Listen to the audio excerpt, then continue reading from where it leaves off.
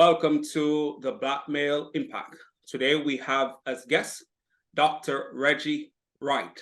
Dr. Wright, welcome to the Black Male Impact. Well, thank you for having me, sir. I appreciate it, Doc. You a doctor yourself, so listen, let me give you some credit. Appreciate you having me on. Yes, sir. Yes, sir. And it's a pleasure, man. I see the work that you're doing, but I want to let the listeners know that Dr. Wright is a former professional basketball player. He's also been featured on CNN, and he has a book coming out, which I believe everyone should read, The Standard of Excellence. But before we get into the conversation itself, I'm going to allow Dr. Wright to share more of what he's doing and about himself before we get into the conversation. Dr. Wright. Yeah, excellent. Thank you. So first and foremost, I'm from the city of Trenton, New Jersey, which is the capital of New Jersey. It's about 7 square miles, so it's not a big city, but it's very densely populated. So I'm coming from an inner city context, and I was primarily raised by my grandmother. She was an educator for 35 years, and my grandmother really emphasized the value of education. And I was growing up during the 80s and 90s. So I was growing up during the crack epidemic, the war on drugs. Basketball was kind of at the pinnacle. Michael Jordan in the late 80s and early 90s. And I really fell in love with basketball as a sport and had dreams, goals, and aspirations to become a professional athlete. So I went on, like you mentioned, to play professional basketball in Europe. But I always had it embedded in me, the value of an education. So if you fast forward years after playing professional basketball, I found out that I was having a son. And once I realized I was having a son, one of the things I started praying about was I wanted him to not just get a good education, but to understand the value of an education, but have the joy for learning. So I really started studying and taking initiative to learn what is it like to educate students. So now that's what I do. I travel the world as a speaker, as an inspirational speaker, as an educator, to help students and educators cultivate the conditions for academic success and positive character development. That's awesome. And as a Black man, it's great to be in front of the young men, especially because it's easier for them to be what they see. Research have proven that, but not only for the Black male students. As a Black man, you also help to change the perception that others may have of us as Black men. So that's great that you see the value, but you grew up in an environment where you saw your grandmother valuing education. So it's like almost automatic. So what we're going to do as we continue with this conversation, we're going to dive into ways that us as Black men can make a difference. So my first question to you is, what is the mindset that it takes to make a positive impact? What is the mindset as an educator myself, as a speaker, or as a father? In what capacity? Well, you can choose. You can answer from all three areas, being that it's about us as Black men. So being that you're in three different capacities, you can share for whichever or all three. Yeah. So I would say this first and foremost, the mindset and attitude has to be one that's resilient, right? It's one that a person has to understand that it's going to take grit. It's a grind. It's not easy, but one where you have to believe in your own self, believe in the ability that God has given you. So I think for me, being a man of faith, or, being a Christian, being a believer, I think that's really helped me understand that God created me for a particular purpose and has a plan for my life. There's a calling for my life. And obviously, I believe your purpose is something you discover. So obviously, just like me right now, discovering my purpose as a speaker, it gives me a sense of purpose, but it also gives me passion, right? I love what I do. So I think in order for people to have the right attitude and mindset, they have to be passionate about the work that they're called to do. And I think if you feel passionate about what you're doing, then when opposition, adversity rises, you'll be able to overcome it because you won't give up. The easiest thing to do when you face trials and tribulations is give up. And I always tell students and educators and people that you can't give up. You have to persevere. Right. And perseverance is something that you have to sustain over time. It could take months, it could take years, it could take decades, but you can't give up. You have to have an attitude and mindset that says, I can rather than I can't. I will rather than I won't. Because the battle, as my grandmother always said, the battle starts right here in the mind first. That's right. So the first thing we have to tackle is the mindset. I always say that, I heard this from Nehemiah Davis, that oftentimes in life, people don't have a skill set problem. They have a mindset problem. It's Wow. not that we lack skill, talent, or ability. It's oftentimes that we just don't believe in ourselves. So it reminds me of the quote, right? There's a quote that says, fear has kept more people from accomplishing their goals than failure ever will. So it takes courage, but courage is having the right attitude and mindset that I can do this, I will do it. It may not be easy, but Yes. I just have to be consistent. I have to, establish good habits, and over the course of time, it will come to pass. That's right. Being resilient is important. And as you mentioned, that it's not going to be easy. Once we decide that we want to do something, we have to make up our minds that, man, by any means necessary, we're going to push through the challenges, the setbacks, the disappointments. And that's something that cannot be said too many times. We can't oversay. We have to be resilient when Mhm. it comes to pursuing whatever goal. But you said something that really resonate, and I think everyone should pay attention. That pursuing something that you are passionate about gives you the drive, that inner drive, to press forward when faced with adversity. So I really appreciate that perspective and reminder to all of us who are on a journey to make an impact. So my Mhm. next question is, what advice do you have for the men listening and how they can play a role in creating positive change? So my advice, first and foremost, would be, so outside of mindset, which we discussed, I think we need to be competent, right? I think we need to really value education.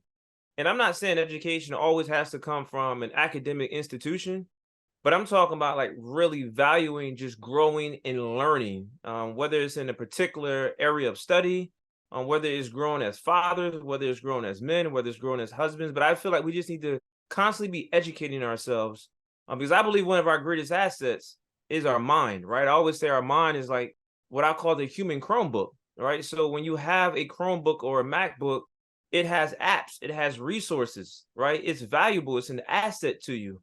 Yeah. I believe our mind is the same way. If we continue to educate ourselves and we continue to learn and we become competent, then we can help solve some of the problems that exist in society.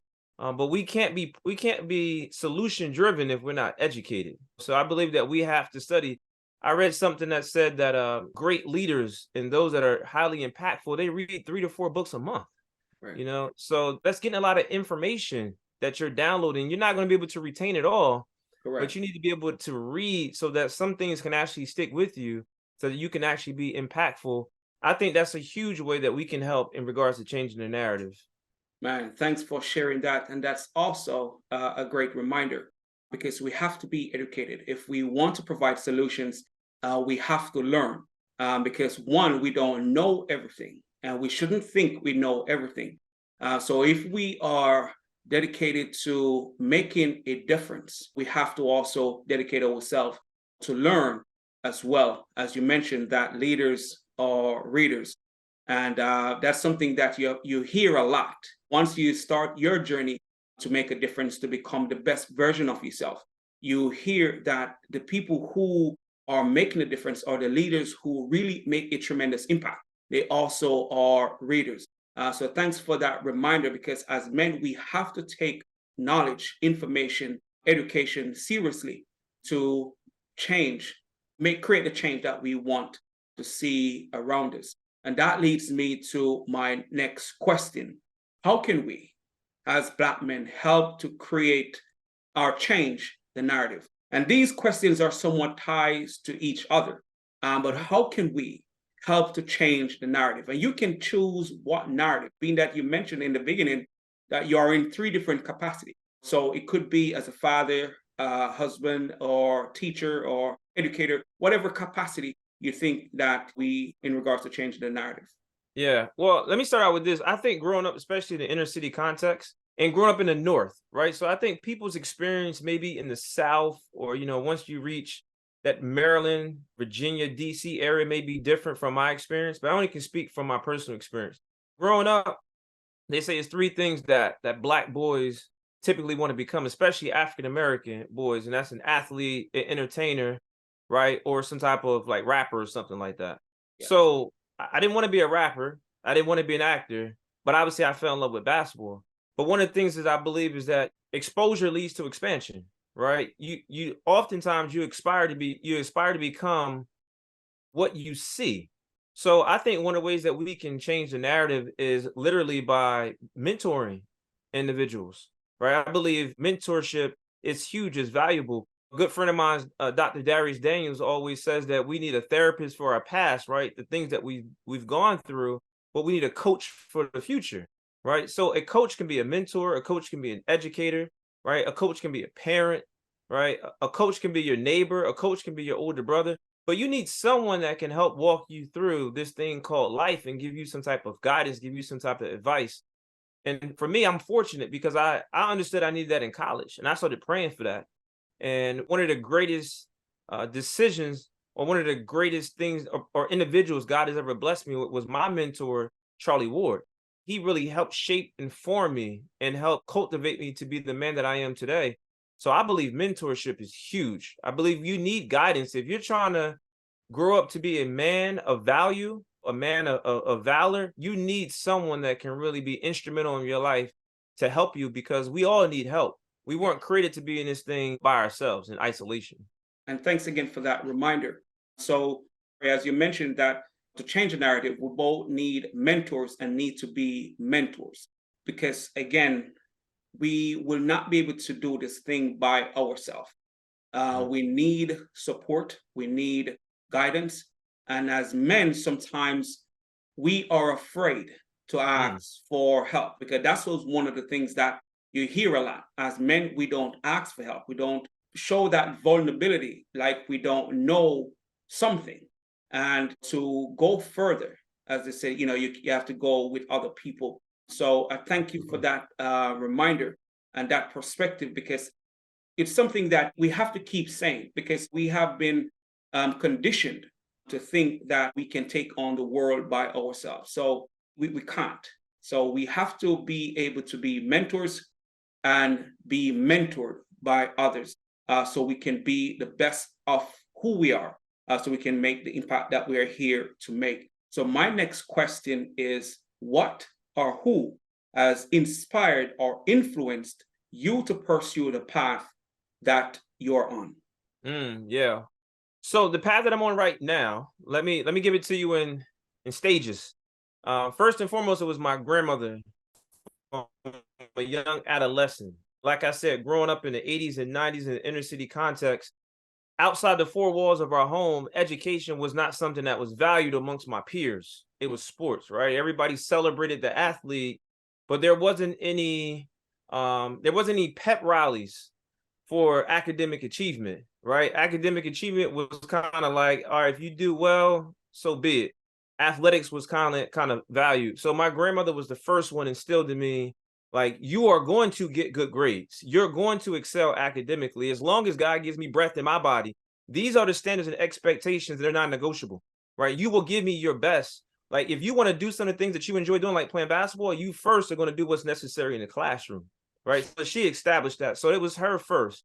And then I would say after that, what kind of helped me, or who helped me? Like I mentioned, Charlie Ward, my mentor, right? I didn't have a father in my life growing up. My father has suffered his entire life with alcohol addiction, right? Okay. So we lived in close proximity to each other. The only thing that separated us was I lived a 100 block and he lived like literally like the next block over. So we were extremely close to each other geographically, but we had no relationship. So I Okay. always had that void. My grandmother was there. My grandfather worked two jobs. So I lacked male guidance. So when I met Charlie my junior year in college, it was the first time that I ever saw a black man and a black woman in a home together. It was the first time a black man ever invested in me. We're talking about a guy who won the Heisman Trophy at Florida State. We're talking about a guy who was playing with the New York Knicks. I couldn't understand why he would invest in little old me, but he did.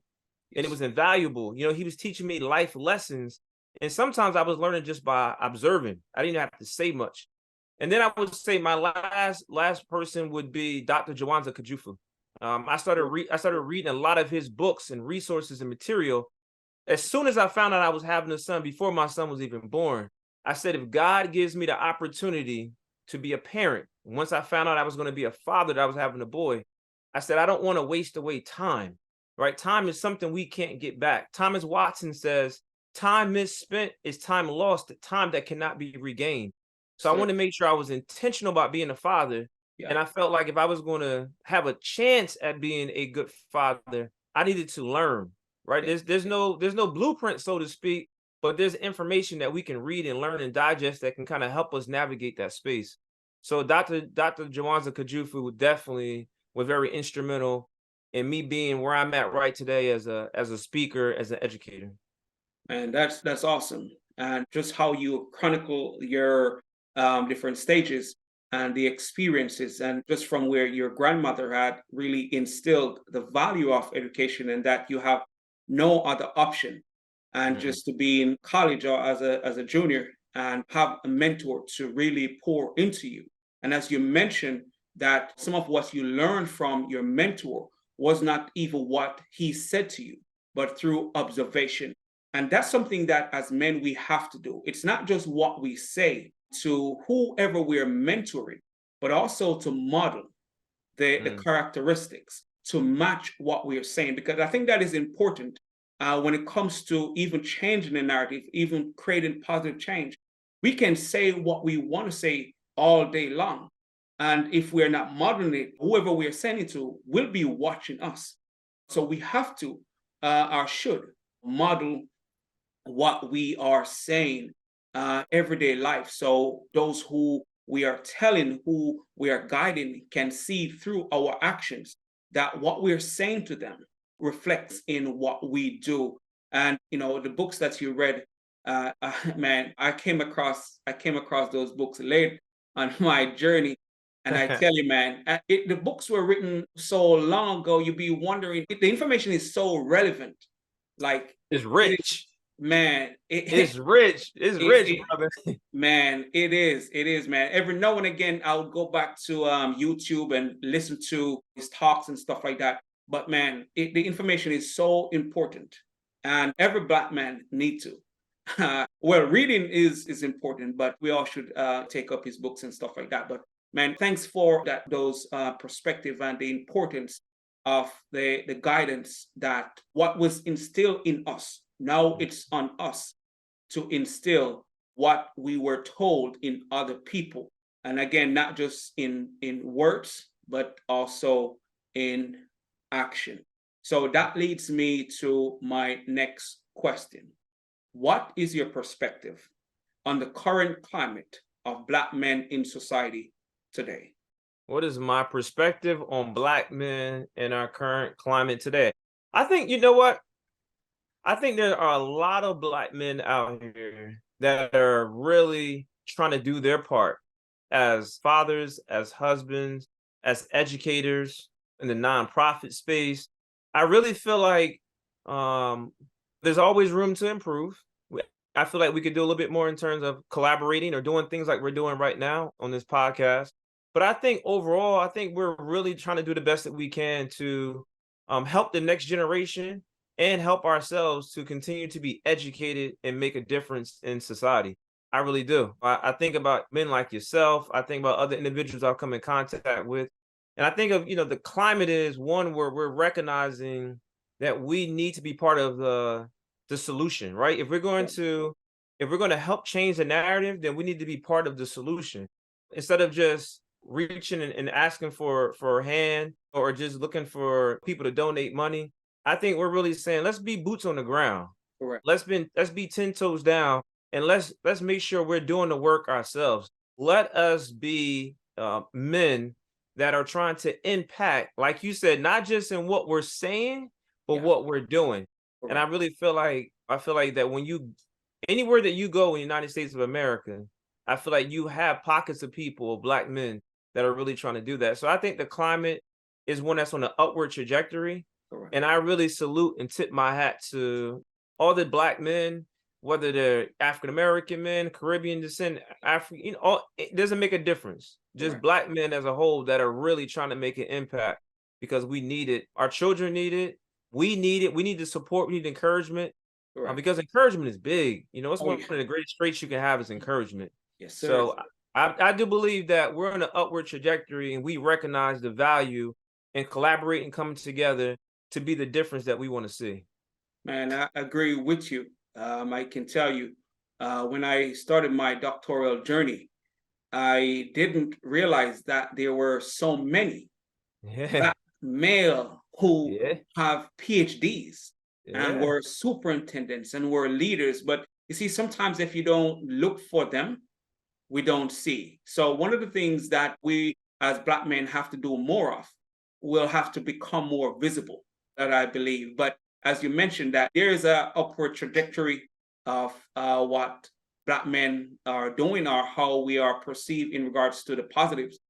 So I think one of the things that we have to do is to become more visible. I think that will help to change the perception and the misconceptions. And again, I know you mentioned that it will change it for us, but it also change it for others to have a different perspective of who we are as black men. So yeah. I do If I agree.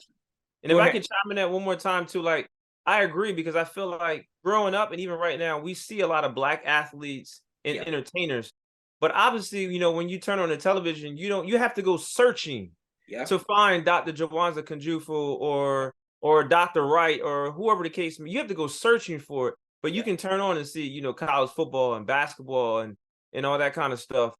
So I feel like we do need to be more visible, but Correct. I also feel like, which I see right now, like what we're doing is the collaboration is huge. Yeah. Black people that have platforms, black superintendents, black principals need to be bringing individuals like ourselves in so we can get before the students and before the educators so they can see the work that we're doing, so they can hear our heart, hear our passion. I'm on a mission. I'm on a mission, Doc, to reach as many educators and students as long as God gives me breath in my body. Because I don't know when my expiration date is going to be. But Yes, while sir. I'm here, I'm trying to be intentional every single day. And I mean that from the bottom of my heart. I really do. Man. And that's great to hear. And I know some of the listeners will be able to direct you to people who can bring you in to share your message and your expertise.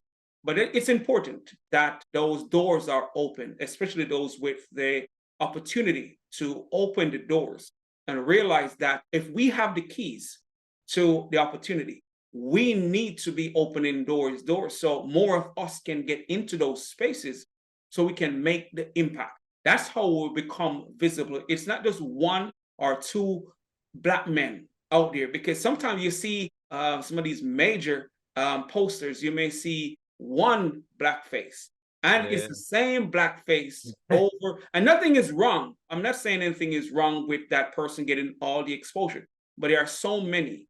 And then we have to be, if we're in those spaces, and we can advocate for each other to say, man, you know what? Dr. Wright is over here doing a great job. I believe he can come in and make an impact. We have to get to that point where we do those things. Absolutely. And so we can talk about that all day long. So that that leads me to my next question. What change do you want to see in general and amongst black men? What change do I want to see in general amongst black men, correct? Yes.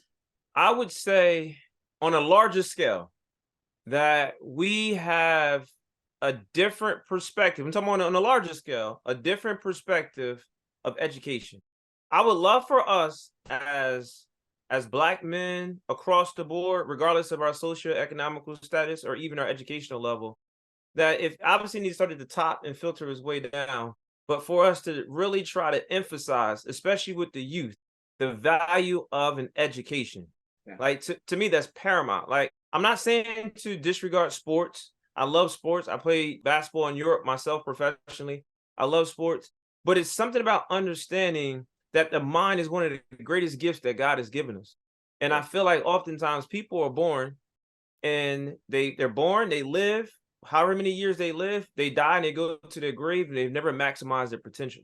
Correct. Right. So I feel like if we can understand the value of developing the mind and reading and find value in, and I'm talking about just the school model, but I'm talking about just going to the library or just picking up books that interest us and taking a deep dive into it and saying, I really want to master whatever it is subject matter that I'm looking at, whether it's finances, whether it's being sports orthopedic, whether it's sports nutrition, whether it's being a trainer, whether it's being a mathematician, whether it's being a scientist, but really getting the youth to see, and by and large, all of us as Black males across the board, just really valuing educating ourselves and learning.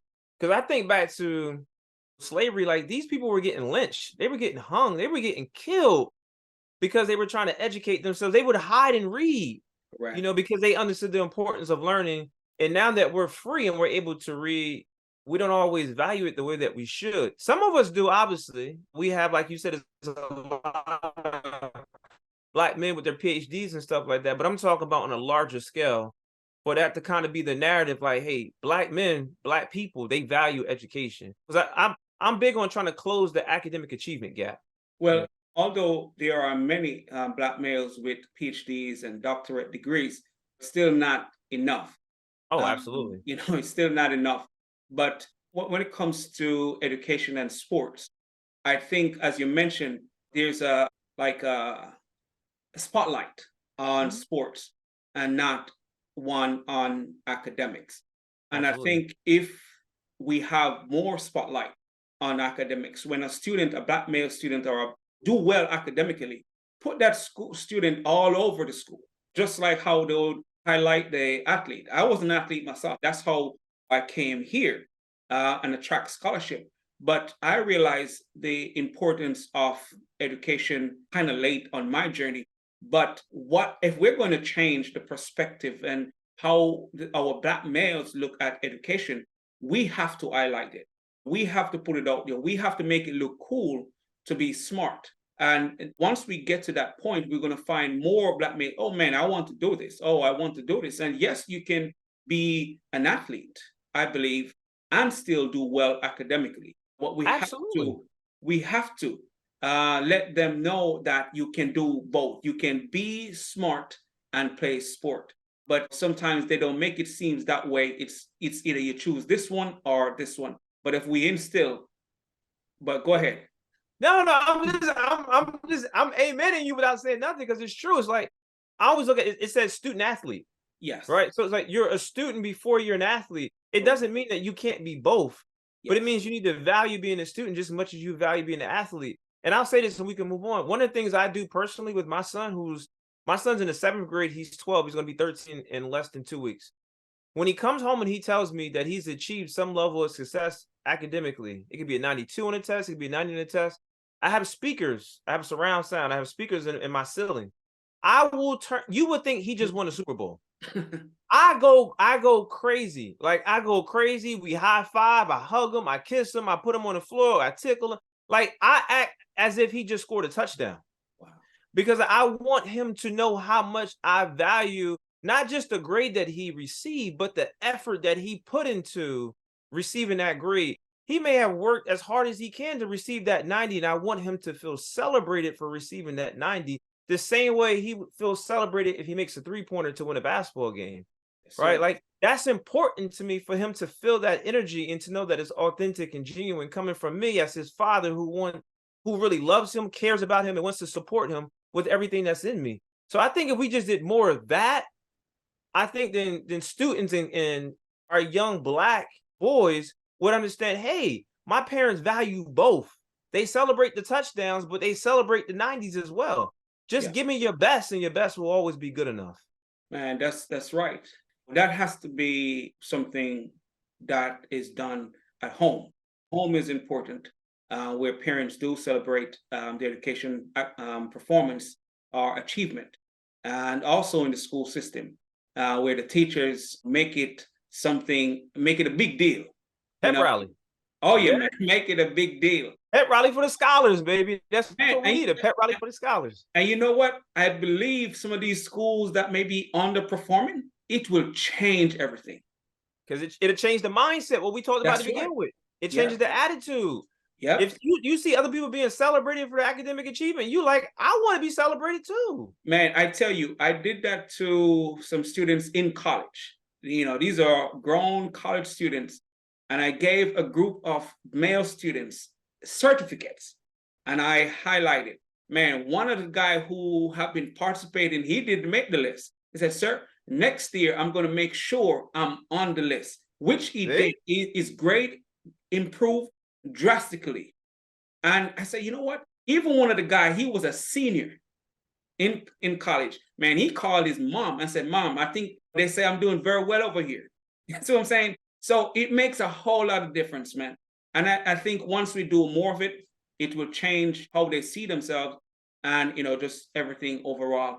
But that's something that we can talk about all day because it is so important when it Yeah. comes to, man, helping these young people to realize, the greatness that they have within them. So that leads me to my next question.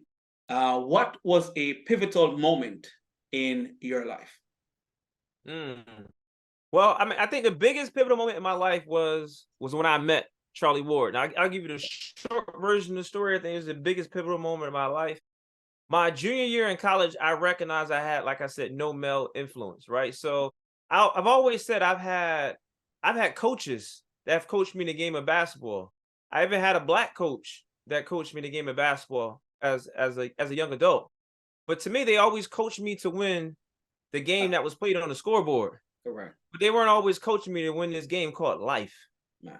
So I started praying and saying, Lord, like, I believe I need some guidance, right? If I don't want to make some of the same mistakes and some of the same pitfalls that people that have come before me, I need someone that can really give me some guidance. I recognize this as a junior in college, God honest truth. Wow. I started praying. My college coach came into the locker room one day in school after practice and said, I have one ticket. He said, I have one ticket to tonight's game. The Nets are playing the Knicks. It's in East Rutherford, New Jersey. And I'm a junior at the time. I'm waiting for some of the upperclassmen to raise their hand, knowing he would give it to them first because they were upperclassmen. Yes. No one raised their hand because no one wanted to go to the game by themselves. Wow. I knew I had a car on campus. I had a 1993 Ford Escort on campus. So I'm like, if nobody raised their hand, hey, I'm volunteering. I want to go. So I wanted to go initially just because I love basketball. Right. But once I raised my hand and got the ticket, I got dressed. I left the practice facility and was going back to the cafeteria. And literally the Lord put in my spirit. He was like, the Knicks have Charlie Ward. Now, I have been following the Knicks for years just because in Jersey, we get the Sixers sports, we get Philly sports, and we get New York sports. And what always stuck out to me about this guy named Charlie Ward was his character, right? It wasn't the fact that he was a Heisman Trophy winner. It wasn't the fact that he was an NBA basketball player. It was his character.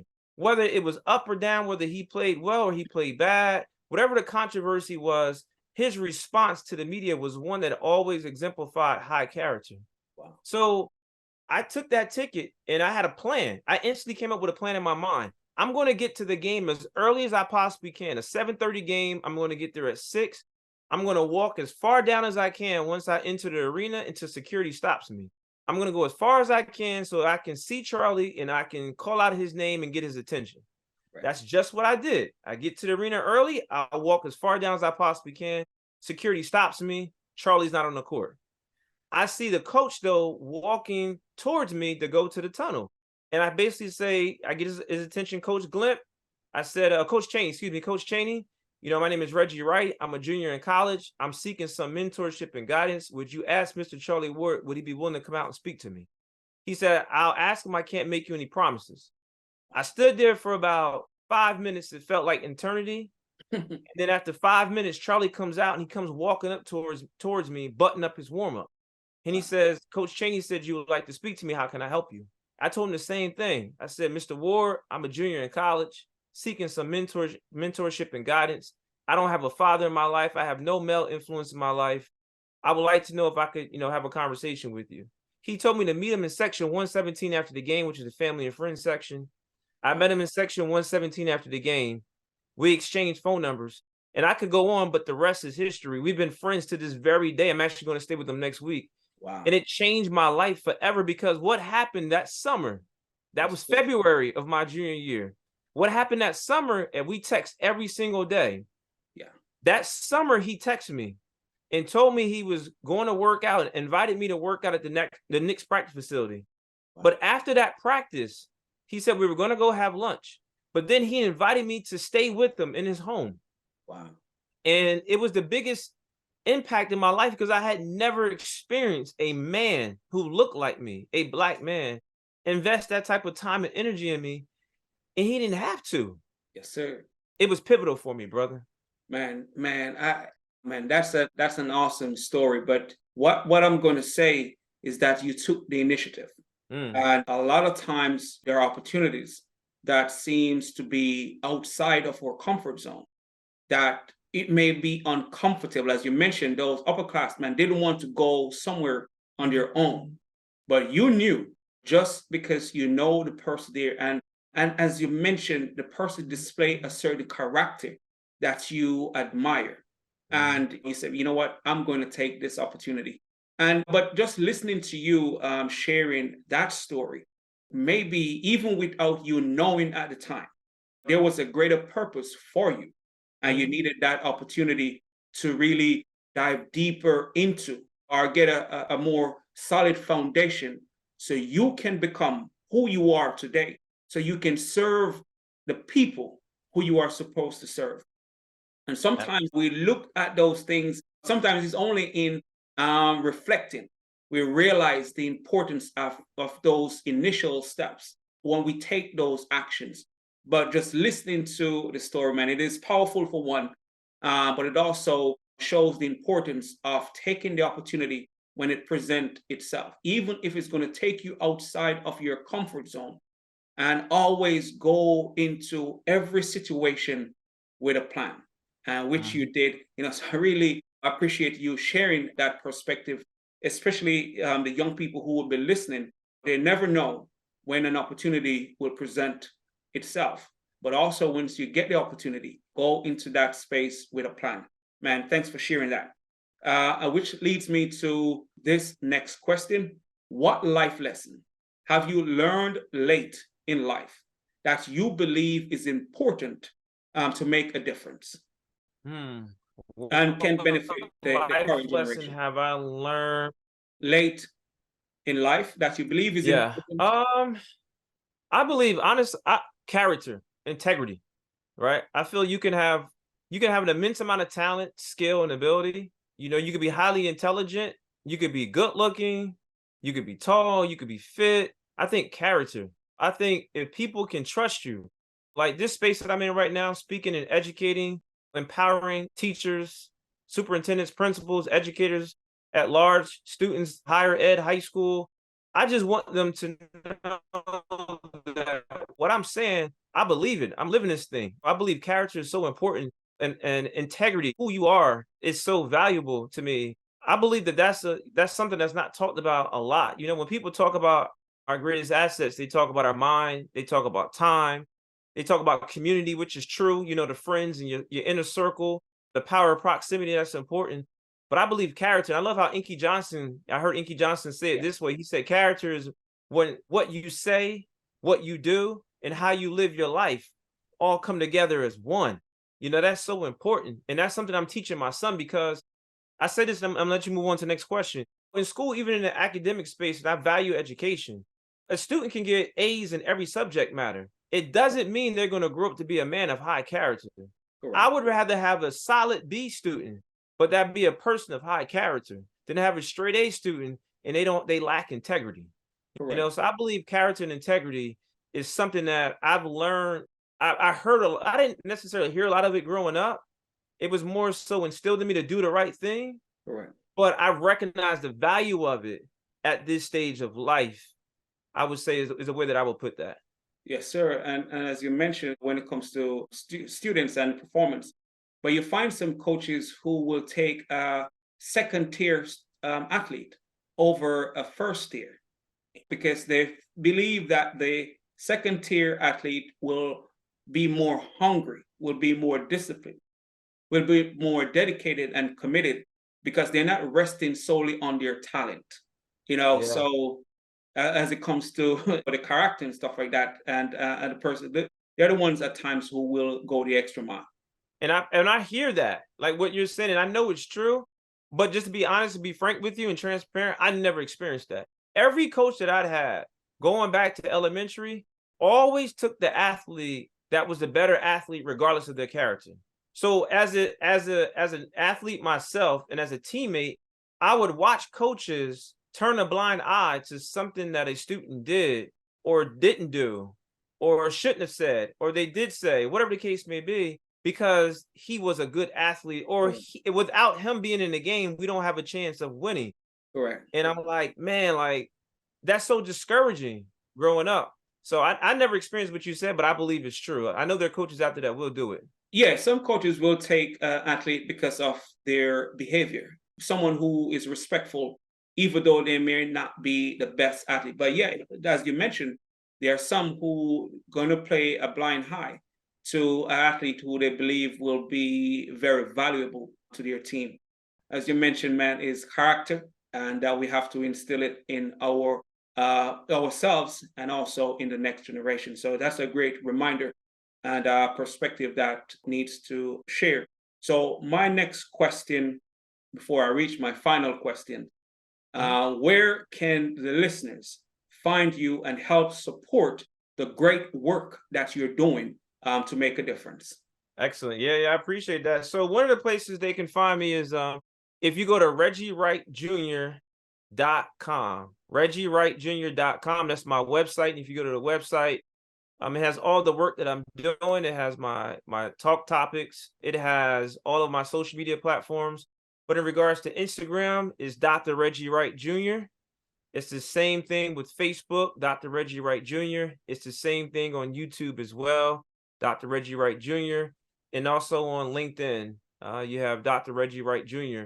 So please click, subscribe, like, follow. Like I said a few minutes ago, I'm on a mission to reach as many educators, students, and professionals as possible. I always say this is purpose over profit. This is something I feel called to do, something that God has equipped me to do, giving me the grace to be able to do so. And I really want to change as many lives as possible. People have done it for me. I love Maya Angelou's quote. She says, "I come as one, but I stand as 10,000. I'm nothing more than a mere reflection of people that have invested in me. So, it's individuals like yourself that are using your platform to give somebody like myself a voice. So I'm just extremely grateful. And I hope that as many people that are listening, they would go to my Instagram, my LinkedIn, my Facebook, and they would just follow the work that I'm doing and support me and continue to encourage me. This is the journey that I'm on for the rest of my life. I'm committed to it. Yes, sir. Yes, sir. And I'll definitely put it in the description. So whenever time they listen, they can find your contact so they can reach out to you to support the great work that you're doing, man. And you're doing an excellent job because I've seen the work that you're doing. So I'll definitely be sharing ways to connect with you in the description. So my final question is, what impact do you want to have on the world? I really want individuals to know that they have value, that there's a purpose, that there's worth, right? I think that some people don't recognize there's greatness in them. And I believe everyone has a purpose. I believe everyone has something in them that they can contribute to the greater good of human society to help make a difference. But I believe that it first starts with having the right mindset and the right attitude. I believe that some students and some even adults, they feel like life is just dealt them a bad hand and that there's nothing more they can do. Like the situation and circumstances is not something they can overcome. I really want people to recognize that, like Inky said, sometimes you gotta like the hand that you're dealt, you gotta live your life like that's the hand you always wanted. Yeah. Like Monty Williams, a good friend of mine's Detroit Pistons head coach, said, what you want is on the other side of hard. Like it's not easy. I want people to recognize that there is worth and value in them, no matter where you come from. Whether you come from the cities, you come from the suburbs, whether you come from a home that was a working class, poverty-stricken, rich or wealthy, no matter where you come from, that you weren't created by accident, that there is a divine purpose for your life. You have to discover that purpose of once in society and help be the change that we need, because there are so many different problems in life, but the solution lie within us. We wouldn't be where we are right now today, you, Doc, or myself, if it wasn't for the work that our forefathers did, right? Like they did a whole lot so that we can sit here on this Zoom platform right now on this podcast doing what we're doing, to have the freedom to do so, the freedom of speech, the freedom to learn, the freedom to share our thoughts and opinions and perspective. So I really want the current generation and the generation that's coming after them to know that they have worth and have value, and that if you have the right mindset, the impossible is possible, because I'm a living testimony to it. By God's grace, I'm a living testimony, but it's possible. Amen to that. Amen to that. But yes, sir, man. But I would tell you, man, you have shared so much within this conversation. We could go on forever. But thank you for being here on the Black Male Impact, taking the time to share your knowledge and insights with us, so we can be and create a change that we want to see. And every information and knowledge and experience, it is worth it, because we're going to hear things that we may not have heard before. So, man, I thank you for being here on the Black Male Impact. And listeners, as always, our goal here is to bring guests that we believe will share information that is beneficial, that you can use, practical knowledge that you can apply. So Dr. Wright, man, thanks for being here on the Black Male Impact. Thanks for sharing your knowledge, your insights. I believe it is well received, and I know the listeners will appreciate the knowledge that you share today. And man, I just want to say, man, continue doing the work that you're doing, because it is needed. Your message, your voice, the impact that you are here to make, it is needed. And for the listeners, as always, you know, we're going to bring guests that we believe will be beneficial to you.